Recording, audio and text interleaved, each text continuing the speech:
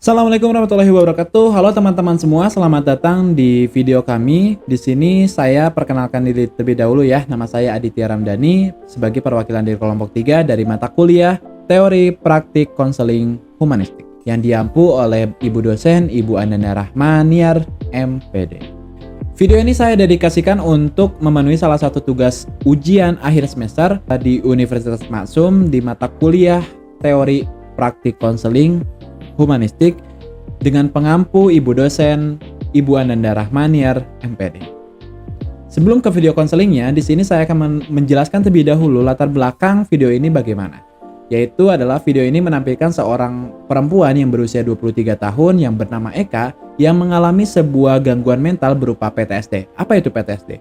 PTSD itu sendiri merupakan gangguan stres mental yang dialami oleh seseorang ketika dia mengalami sebuah kecelakaan atau mengalami sebuah kejadian-kejadian yang tidak menyenangkan. Biasanya berupa perang, kekerasan seksual, bencana alam. Dan di video kali ini, perempuan tersebut itu mengalami sebuah kejadian yang tidak menyenangkan di mana kehilangan seorang adik laki-lakinya ketika mereka jalan-jalan bersama keluarga, namun pada saat itu ada kejadian yang tidak menyenangkan ketika adiknya itu terseret arus sungai pada saat kebersamaan itu. Sesuai dengan tema yang kita angkat yaitu PTSD, gejala yang muncul atau nampak dalam video ini adalah Eka ini mengalami beberapa hal. Yang pertama itu Eka selalu mengisolasi diri, melakukan self-harm, anxiety atau kecemasan yang berlebihan, dan juga memberikan sebuah compulsive behavior. Dan yang menjadi seorang praktisi dalam video ini adalah seorang psikolog yang bernama Ibu Suci.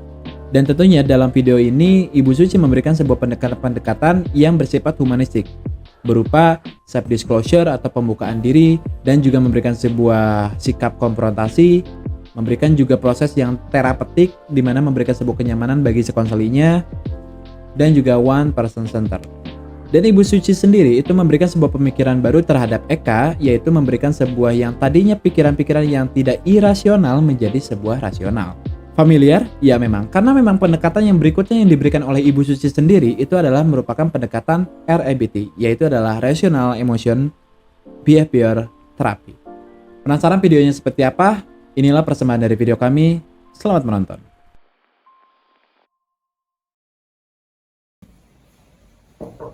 Assalamualaikum.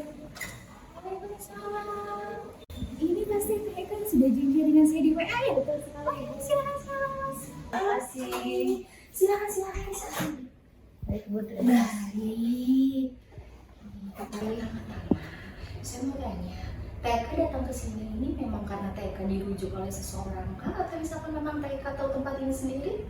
Saya kebetulan dirujuk sama dokter saya, Bu, itu kalau begitu. Oke, kalau misalkan boleh saya tahu nih, permasalahan apa sih yang seharusnya memang saya ketahui? Apakah TK mau berbagi dengan saya? Oke, nggak apa-apa. Kita ngomongin hal yang lain dulu. Kalau TK belum siap, oke?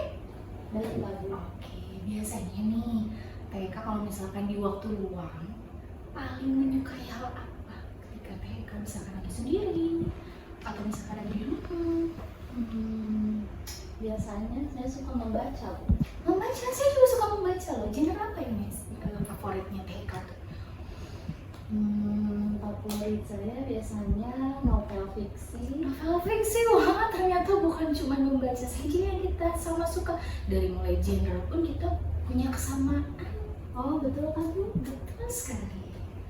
Tapi tetap cerita kita sangatlah berbeda, Bu.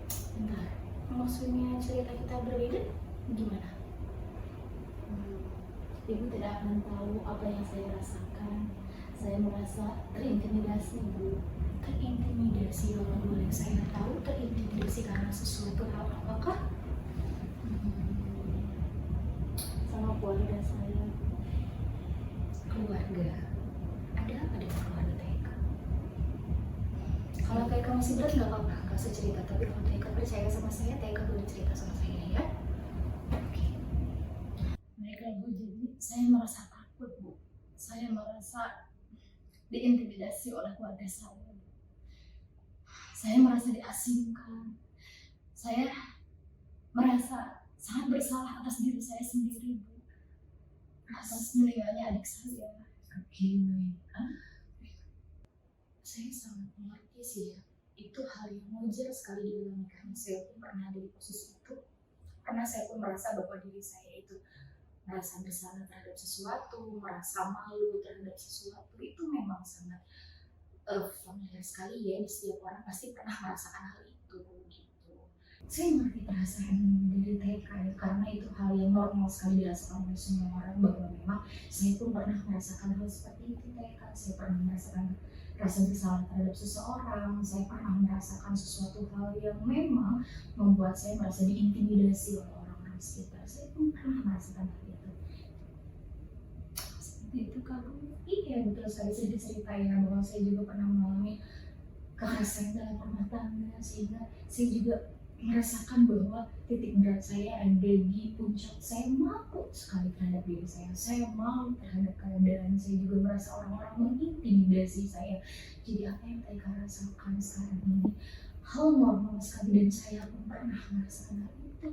Benarkah seperti itu? Benar sekali. Kalau boleh saya tahu nih, seperti apa kejadiannya? Jadi seperti waktu itu ibu saya dan keluarga saya itu lagi bermain di tepi sungai, dan saya terpleset dari pinggir sungai itu. Adik saya mau menolong saya, tapi naasnya adik saya yang terbawa arus sungai itu. Seharusnya saya bisa menolong adik saya sehingga adik saya bisa selamat. Oke, berarti TK merasa bahwa kesalahan dari kematian adik TK pernah masuk ke sungai itu karena kesalahan TK. Ya bu, saya rasa seperti itu. Apakah itu terjadi secara tiba-tiba? Seharusnya tidak bu. Seharusnya tidak. Maksudnya? Seharusnya adik saya bisa diselamatkan bu. Cantik, kejadian itu secara spontan.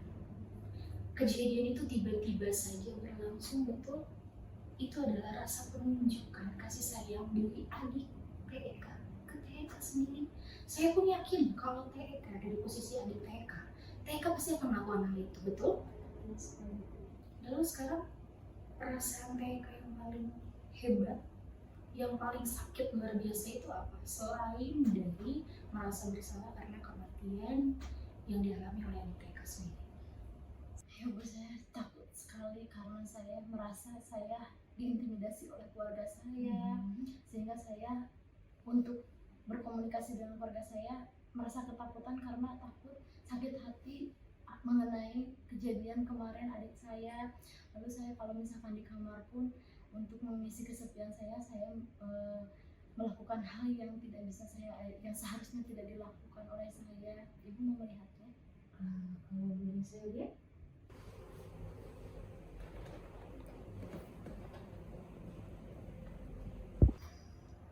Apakah TK tidak merasakan sakit ketika melakukan ini? Ini tubuh indah, tubuh yang harusnya TK jaga. TK melakukan self harm dengan membuat barcode seperti ini.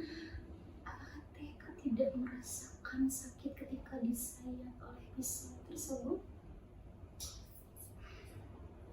Saya sudah merasa sakit seperti ini bu, enggak merasa sakit yang luar biasa ketimbang saya teringat dengan kehilangan adik saya bu.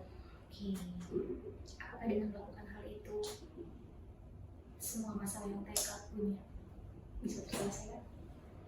Saya rasa tidak sih. Oke, itu pikiran terbaik. Dengan melakukan hal seperti itu belum tentu permasalahan yang TK miliki menjadi teratasi. Benar begitu? Benar. Oke, kita simpulkan pembicaraan kita dari pertama tadi awal sampai sekarang ya, yang tadi baru saja kita bicarakan ada 3 hal, ada 3 poin. Yang pertama, permasalahan TK adalah TK merasa bahwa kematian dari adik TK karena kesalahan TK. Yang kedua, TK takut untuk berkomunikasi dengan keluarga lagi. Yang ketiga, TK merasa bahwa dengan melakukan self harm adalah tindakan yang paling tepat untuk mengatasi suatu masalah. Betul. Seharusnya sih tidak bu. Pintar sekali. Pikiran TK sudah lebih maju. Pikiran TK sudah mulai berpikir dewasa, berpikir positif akan sesuatu hal. Lalu, kira-kira ke depannya TK akan melakukan apa? Saya akan mencoba buat adik saya bahagia. Oke. Saya akan mencoba berkomunikasi dengan keluarga saya. Saya tidak akan mencoba barcode lagi. Tadi saya dengar adalah ingin membahagiakan adik ya. Maksudnya membahagiakan adik itu dengan seperti apa? Dengan cara saya mengikhlaskan adik saya, Bu. Oke, good job. Pikiran TK sudah sangat luar biasa baik ya. Dari tadi kami TK saya membicarakan tentang permasalahan-permasalahan yang TK miliki, kemajuan dan pikiran TK itu sudah sangat bagus sekali. Ada 3 poin. Yang pertama, TK ingin adik TK bahagia dengan cara Mengikhlaskan oke.